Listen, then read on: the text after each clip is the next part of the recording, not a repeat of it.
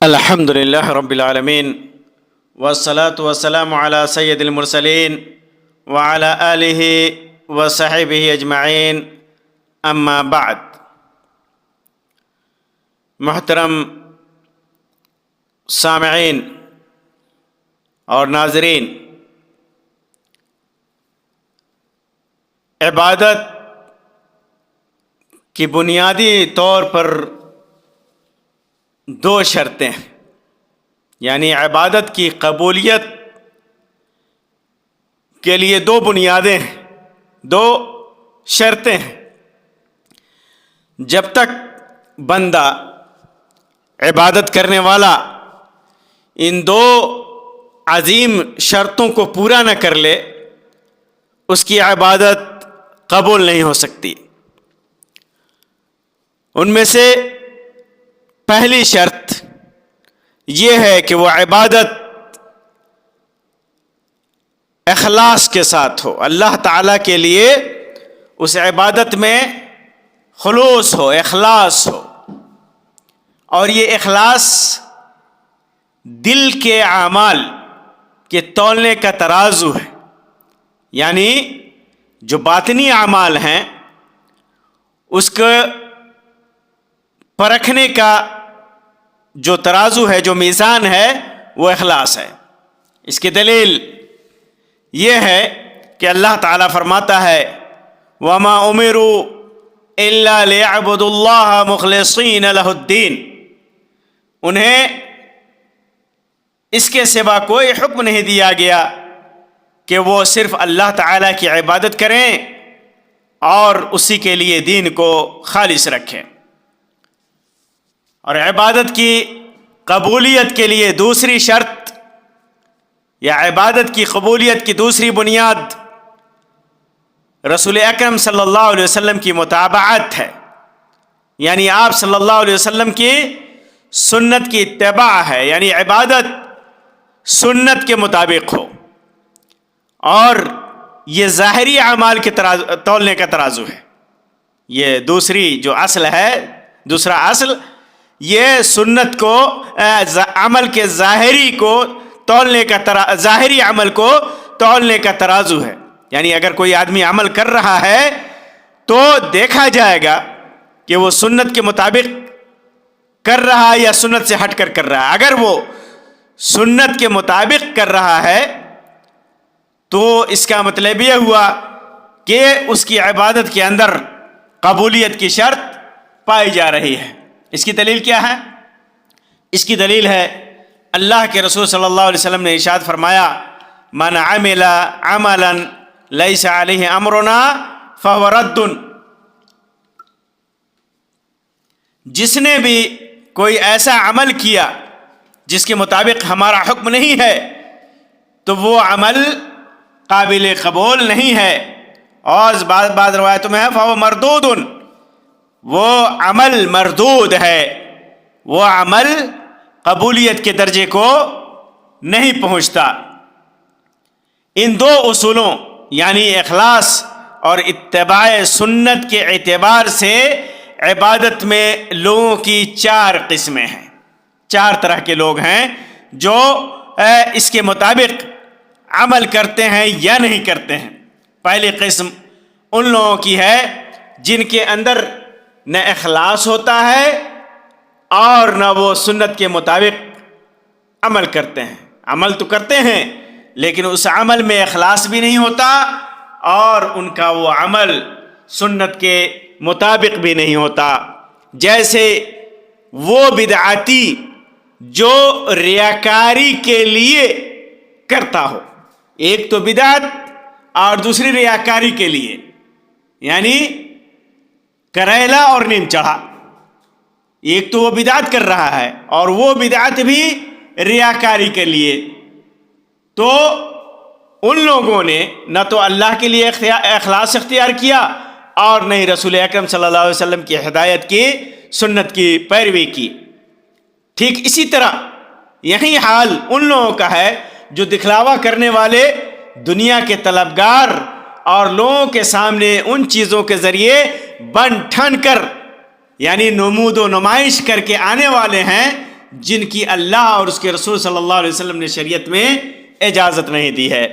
بس یہ لوگ مخلوق میں سب سے بدتر اور اللہ کے نزدیک سب سے زیادہ ناپسندیدہ لوگ ہیں، اور ان کے لیے اللہ تعالیٰ کے اس فرمان کے اندر وعید ہے، جس کے اندر اللہ تعالیٰ فرماتا ہے لا تحسبن الذين يفرحون بما اتوا ويحبون ان يحمدوا بما لم يفعلوا فلا تحسبنهم بمفازة من العذاب ولهم عذاب علیم۔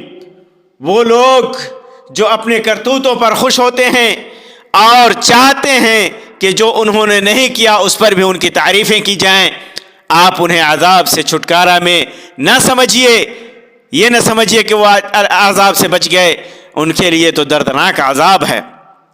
وہ ان بدعتوں، گمراہیوں اور شرک کے کاموں پر خوش ہوتے ہیں جو انہوں نے انجام دیے ہوتے ہیں۔ شرک کیا ہے، بدعت کی ہے، گمراہیاں کی ہیں، اور اس پر خوش بھی ہوتے ہیں، اور اس کے باوجود یہ ان کی خواہش ہوتی ہے کہ سنت کی پیروی اور اخلاص کے نام پر ان کی تعریف کی جائے۔ یعنی بدعت کرتے ہیں اور نام اپنا اہل سنت والا رکھتے ہیں، شرک کرتے ہیں اور اپنا نام موحد رکھتے ہیں، اور وہ یہ سمجھتے ہیں اور وہ ان کی خواہش ہوتی ہے کہ اخلاص کے نام پر ان کی تعریف کی جائے کہ ان کے عمل میں بڑا خلوص ہے، ان کی نیت بڑی اچھی ہے۔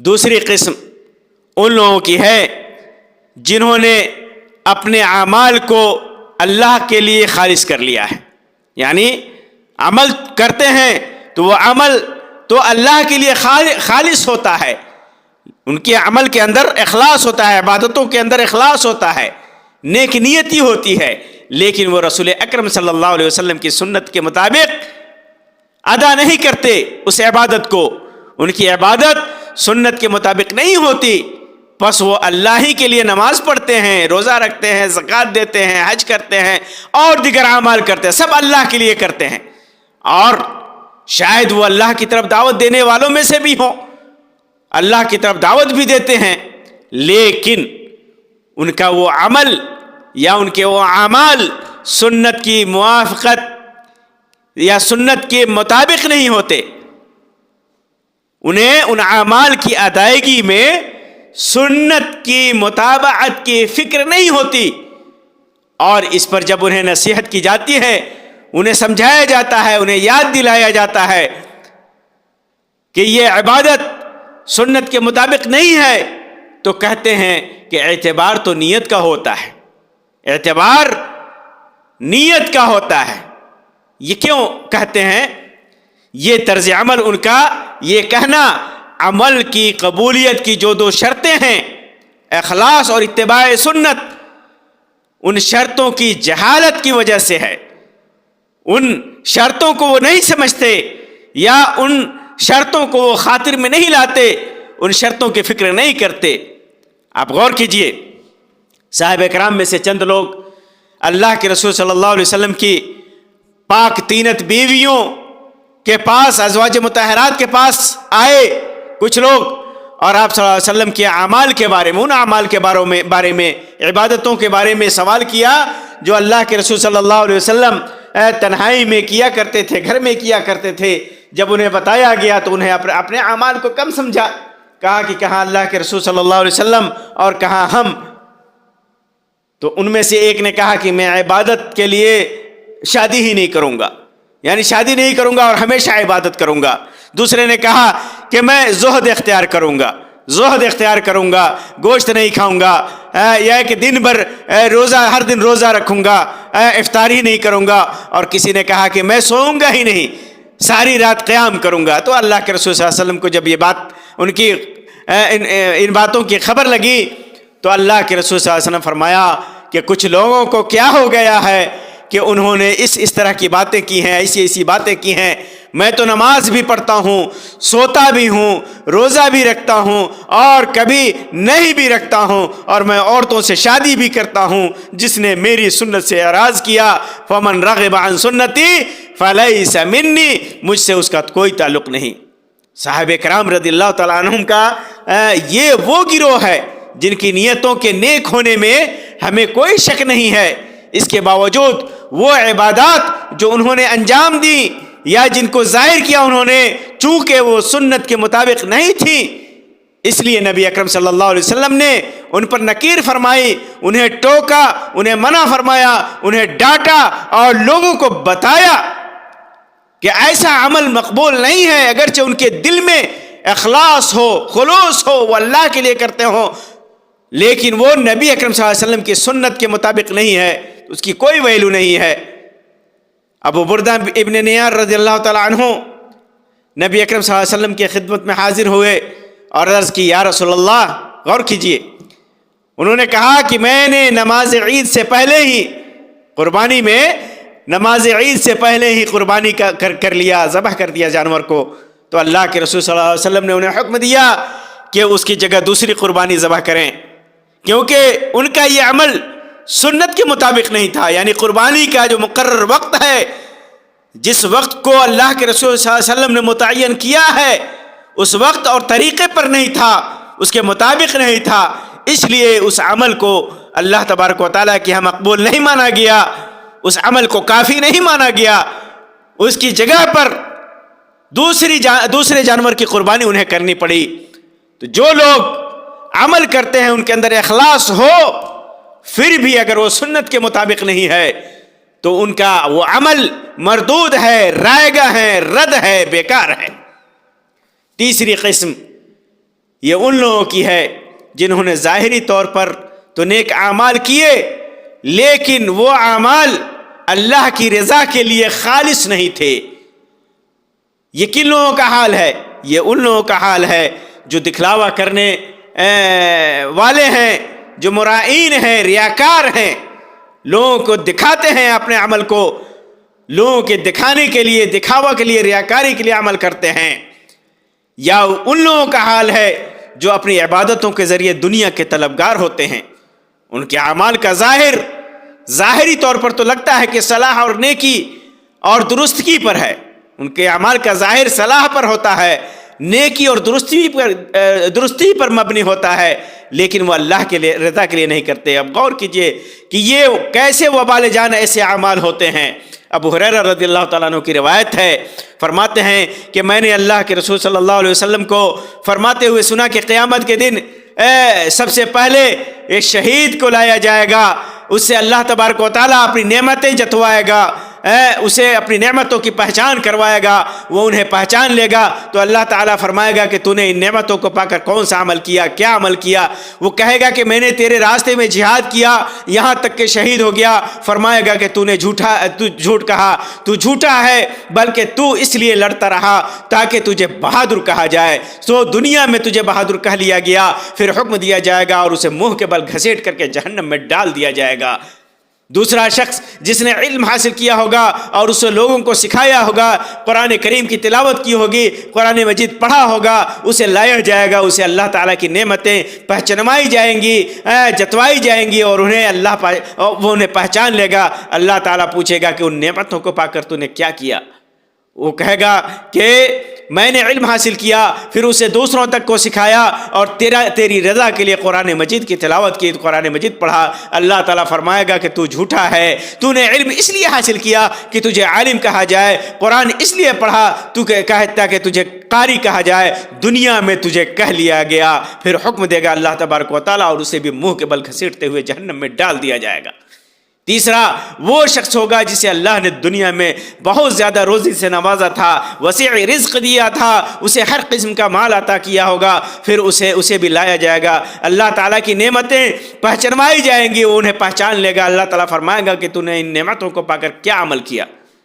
تو فرمائے گا کہ اے اللہ، میں نے تیرے راستے میں خرچ کیا، تیری ان راستوں میں خرچ کیا جن میں خرچ کرنا تجھے پسند ہے، تیری رضا کے حاصل کرنے کے لیے خرچ کیا. اللہ فرمائے گا کہ تو جھوٹا ہے، تو نے صرف اس لیے کیا کہ تجھے لوگ سخی کہیں، بس تجھے دنیا میں ایسا کہہ لیا گیا. پھر اسے بھی حکم دیا جائے گا اور منہ کے بل گھسیٹا جائے گا یہاں تک کہ اسے جہنم میں ڈال دیا جائے گا.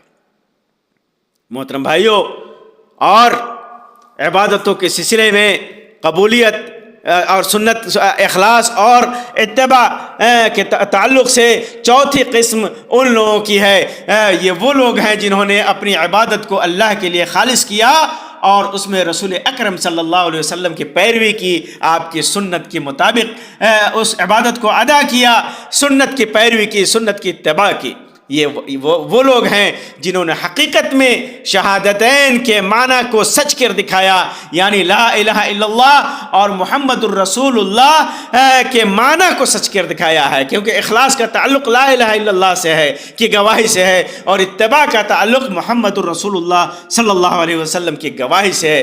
بندہ جب اشہد ان لا الہ الا اللہ کہتا ہے اور واشہد ان محمد الرسول اللہ کہتا ہے تو گویا وہ اخلاص کو اپناتا ہے، اخلاص کو محقق کرتا، متحقق کرتا ہے، اور اس کا معنی کو سمجھ کر کے وہ عبادت کرتا ہے۔ اور محمد الرسول اللہ جب ادا کرتا ہے تو سنت کو، محمد الرسول اللہ کی حقیقت کو پہچان کر، اس کے معنی کو پہچان کر سنت کی اتباع کرتے ہوئے وہ عمل کرتا ہے۔ اللہ تعالیٰ فرماتا ہے الذی خلق الموت والحیات لیبلوکم ایکم احسن عملا وہو العزیز الغفور، جس نے موت اور زندگی کو اس لیے پیدا کیا کہ تمہیں آزمائے کہ تم میں سے اچھے کام کون کرتا ہے، نیک عمل وہ ہے کون کرتا ہے۔ اللہ تبارک و تعالی غالب ہے، عزیز ہے اور مغفرت کرنے والا ہے، بہت زیادہ بخشش کرنے والا ہے۔